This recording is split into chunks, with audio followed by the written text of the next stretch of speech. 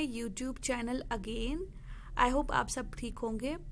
Okay, तो हमारा आज का टॉपिक है disease causing micro organisms in humans. अब वो माइक्रो ऑर्गेनिजम्स जिनसे इंसानों में डिजीज़ पैदा हो जाती है, बीमारियां पैदा हो जाते हैं, जिनसे इंसान बीमार होते हैं। Okay, pathogens enter our body through the air we breathe. Pathogens जो होते हैं ये हमारी बॉडी के अंदर दाखिल होते हैं उस हवा में जिसको हम सांस लेते हैं। द वाटर वी ड्रिंक, वो पानी जो हम पीते हैं, और द फूड वी ईट, या वो खाना जो हम खाते हैं। They can also get transmitted by direct contact with an infected person और carried through an animal। और इनका ट्रांसमिशन जो है या तो वो डायरेक्ट हो जाएगा, अगर आप कोई बीमार पर्सन होता है उससे आपका कांटेक्ट हो गया, या तो वो उससे आपकी बॉडी में ट्रांसमिट हो जाएंगे, या किसी भी एनिमल से। Microbial diseases that can spread from an infected person to a healthy person through air, water, food or physical contact are called communicable diseases। अब वो डिजीज़, वो माइक्रोबियल डिजीज़ जो स्प्रेड, जो फैलती है एक बीमार पर्सन से, अगर कोई बीमार इंसान होता है उससे, टू अ हेल्दी पर्सन, जो इंसान नॉर्मल होता है, या हवा से, पानी से, फूड से, या किसी भी फिजिकल कांटेक्ट से, उसको हम कम्युनिकेबल डिजीज बोलते हैं। एग्जाम्पल्स ऑफ सच डिजीजेस और इनकी एग्जाम्पल है cholera, common cold, chicken pox end TB यानी कि tuberculosis. Person suffering from common cold sneeze, जब एक इंसान, ठीक है, उसको कॉमन कोल्ड होता है और उसको छींक आती है। Fine droplets of moisture carrying thousands of viruses are spread in the air. और कुछ ड्रॉपलेट्स, कुछ टाइनी मतलब वो छोटे बहुत होते हैं कतरे, ठीक है, आप बोल सकते हो ऐसा, मॉइस्चर के, जिनमें बहुत सारे वायरसेस होते हैं, वो इसी हवा में फैल जाते हैं। द वायरस में enter the body of healthy person while breathing. और ये वायरस जो होता है ये किसी भी हेल्दी पर्सन की बॉडी में दाखिल हो सकता है वाइल ब्रीथिंग, जब वो सांस ले। Then how can you prevent the spread of communicable diseases. तो हम किस तरीके से जो कम्युनिकेबल डिजीजेस होती है इनको फैलने से रोक सकते हैं। We should keep a handkerchief on the nose. हमें कोशिश करनी चाहिए कि हम अपने हाथ में एक हैंड करचीफ रखें, जिसको कि हम नोज़ पे मतलब जब भी आपको ऐसा लगे कि आपको छींक आने वाली है तो आप उसका इस्तेमाल करें। एंड माउथ वाइल स्नीजिंग, और मुंह पे भी रखें जब भी आपको ये छींक आए।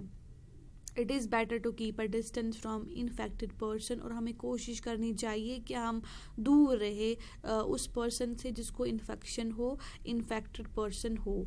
There are some insects and animals which act as carriers of disease causing microbes. और कुछ ऐसे इंसेक्ट्स होते हैं या एनिमल्स होते हैं जो काम करते हैं एज अ कैरियर, मतलब इनके थ्रू भी डिजीज़ जो है वो हो सकती है।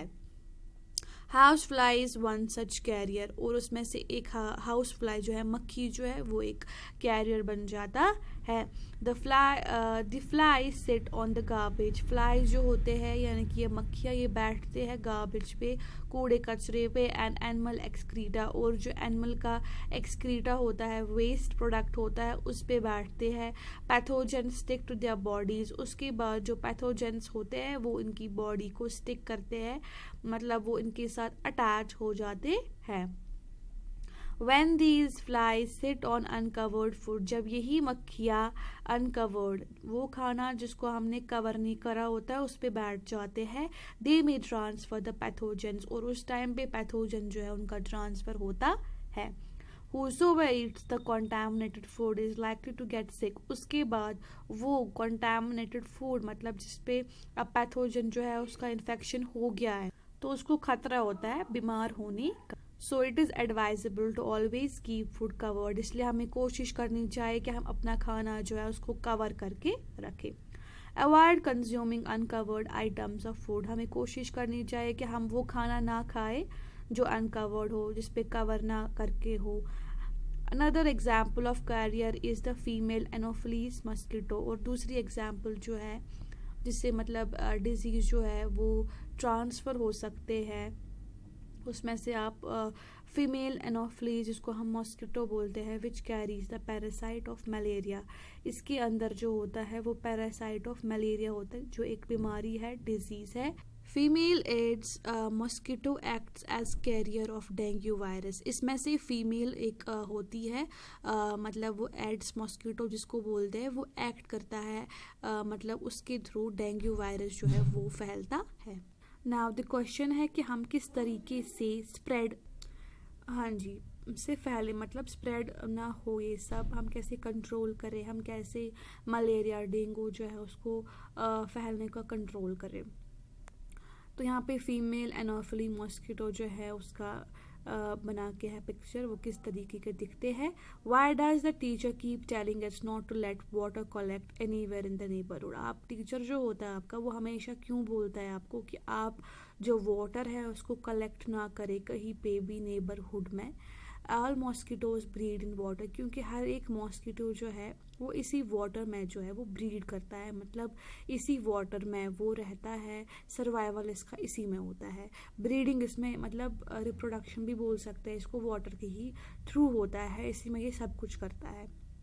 Hence, one should not let water collect anywhere, इसीलिए हमें कोशिश करनी चाहिए कि हम पानी जो है उसको कहीं पर भी कलेक्ट होने ना दे, इन coolers, tyres, flower pot etcetera, इन सब जगहों पे, चाहे वो कूलर्स हो, टायर्स हो, फ्लावर पॉट हो etcetera. By keeping the surroundings clean and dry we can prevent mosquitoes from breeding, अगर हम अपना मतलब सराउंडिंग्स को साफ रखेंगे, इर्द गिर्द अपना साफ रखेंगे और ड्राई रखेंगे, हम अपने मॉस्किटोज जो है उनको प्रिवेंट कर सकते हैं, उनको बचा सकते हैं फ्रॉम ब्रीडिंग। मतलब मॉस्किटोज जो है वो मल्टीप्लाई नहीं हो जाएंगे, वो बढ़ नहीं जाएंगे अगर हम अपने सराउंडिंग्स को क्लीन रखें। Try to make a list of measures which help to avoid the spread of malaria, अभी आप कोशिश कीजिए कि आप कुछ ऐसे तरीके उनका रूल मतलब ऐसे रूल्स लिखिए, या आप बोल सकते हो ऐसे कुछ पॉइंट्स लिखिए जिनसे हम मलेरिया जो है उसको फैलने से रोक सकते हैं। वो कौन से ऐसे स्टेप्स या मेजर्स है।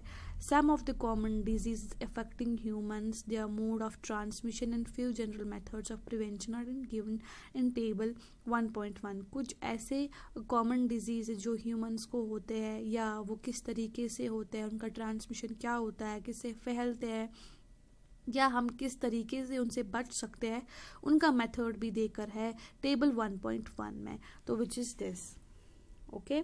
So this is some common human diseases caused by microorganisms, कुछ ऐसे human disease मतलब बीमारियां, इंसानों की बीमारियां जो माइक्रो ऑर्गेनिजम्स से होती है, उनका टेबल, उनका चार्ट है।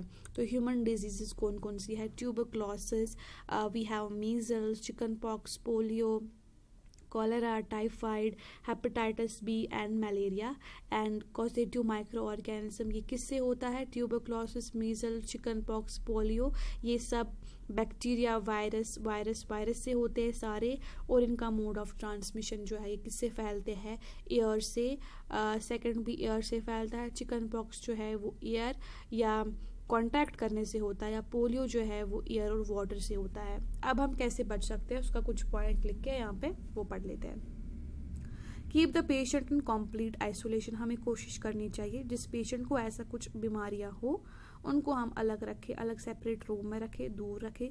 Keep the personal belongings to the patient away, जितने भी पर्सनल बिलोंगिंग्स है मतलब जो भी अपने रिश्तेदार है या वट एवर जो भी आप घर में होते हैं अपने मेंबर्स, या कुछ भी ऐसी चीज़ें जो उस इंसान की अपने पर्सनल बिलोंगिंग को ठीक है उससे दूर रहना है। From those of the others, ठीक। Vaccination to be given at suitable age, और हमें कोशिश करनी चाहिए कि हमें वैक्सीनेशन दिया जाए इन सब से बचने के लिए, okay.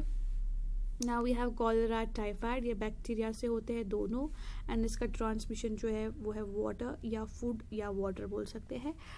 Maintain personal hygiene and good sanitary habits, हमें कोशिश करना चाहिए कि हम साफ़ सफाई रखें एंड अपने आप को साफ़ सफाई में रखें, एंड अपने सराउंडिंग्स जो उनको भी साफ़ रखने की कोशिश करें।